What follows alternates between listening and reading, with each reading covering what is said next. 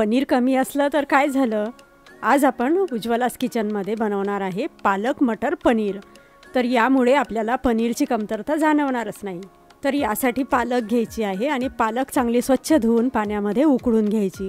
उकळताना यामध्ये थोडं मीठ घालायचं आणि पालक जरा उकडायला आली की यामध्ये एक मोठा लाल टोमॅटो तोही थोडा उकडून घ्यायचा, खूप असा नाही. तर आता ही पालक बॉईल करून झाल्यावर यासाठी आपल्याला वेगवेगळ्या पेस्ट तयार करून घ्यायच्या आहे. तर याआधी आपण आलं लसूण मिरचीची पेस्ट तयार करून घेऊ. तर यामध्ये कोथिंबीर घालायची, त्यानंतर 3-4 हिरव्या मिरच्या, 1 इंच आल्याचा तुकडा, 2-3 लसूणच्या पाकळ्या, 1 चमचा धनेपूड, चिमूटभर गरम मसाला आणि आता याची पेस्ट तयार करून घ्यायची. आणि कोथिंबीर जास्तीची घातल्यामुळे यामध्ये पाणी घालायची आवश्यकता पडत नाही. तर आता ही पेस्ट तयार करून झाल्यावर आपण जो टोमॅटो बॉईल करून घेतलेला आहे त्याचीही पेस्ट तयार करून घ्यायची गार झाल्यावर या पद्धतीने. आता याच मिक्सरच्या भांड्यामध्ये जे पालक आपण बॉईल करून घेतलेली आहे त्याचीही प्युरी तयार करून घ्यायची. चांगली अशी बारीक वाटावी मात्र वाटताना, यामध्ये पालक दिसायला नको. या सर्व पेस्ट तयार करून झाल्यावर 1.5 ते 2 चमचा तेल गरम करून घ्यायचं. आता तेल गरम झाल्यावर यामध्ये अगदी चिमूटभर जिरं घालायचं. बारीक कापून घेतलेला 1 कांदा चांगला असा मऊ होईपर्यंत तेलावर परतवून घ्यायचा आहे. कांदा चांगला मऊ झाला पाहिजे, नाहीतर खाताना तो कचकच लागतो, म्हणून छान असा मऊ करून घ्यायचा. तर कांदा पटकन मऊ होण्यासाठी यामध्ये चिमूटभर मीठ घालायचं.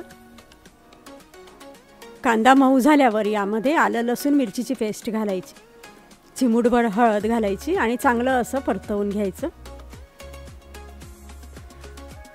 परतवून झाल्यावर यामध्ये टोमॅटोची प्युरी घालायची, अर्धा वाटी ओला वाटाणा घालायचा आणि तोही त्यामध्ये परतवून घ्यायचा. तर आता हा मसाला आणि वाटाणे जे आहे ते चांगले असे तेलामध्ये परतवून घ्यायचे, तेल सुटेपर्यंत. आणि यामध्ये चिमूटभर साखर घालायची. यामुळे पालक आणि वाटाण्याचा रंग बदलणार नाही, छान हिरवागारच राहील. त्यासाठी चिमूटभर साखर नक्की घाला. आता यामध्ये तयार करून घेतलेली पालकची पेस्ट घालायची आणि चांगली परतवून घ्यायची. आवश्यकतेनुसार यामध्ये पाणी घालायचं, थिकनेसनुसार, आणि चवीनुसार मीठ घालायचं. ऑलरेडी आपण मसाला परतवताना यामध्ये थोडं मीठ घातलेलं आहे, त्यामुळे चवीनुसार मीठ घालावं. आणि पालकच्या भाजीला जास्त, पालक जेव्हा आपण बनवतो त्याची भाजी किंवा कुठलीही रेसिपी, तर खूप असं मीठ घालावं लागत नाही, नाहीतर मग ती खारट होते. तर मीठ मात्र सांभाळून पालकची भाजी करताना घालावं. आणि एक वाफ काढून घ्यायची यावर झाकण ठेवून. तर या पद्धतीने वाफ काढून झाली, यामध्ये आता पनीर घालायचं. पनीर मात्र शेवटी घालावं, नाहीतर मग पनीर आधीच जर घातलं तर बऱ्याच वेळा पनीर रबरासारखं लागतं खाताना, त्यामुळे पनीर शेवटी घाला. आणि थोडं मिक्स करून घ्यायचं अगदी 1 ते 2 मिनिटांसाठी. आणि या पद्धतीने आपली पालक मटर पनीरची भाजी बनवून तयार झालेली आहे.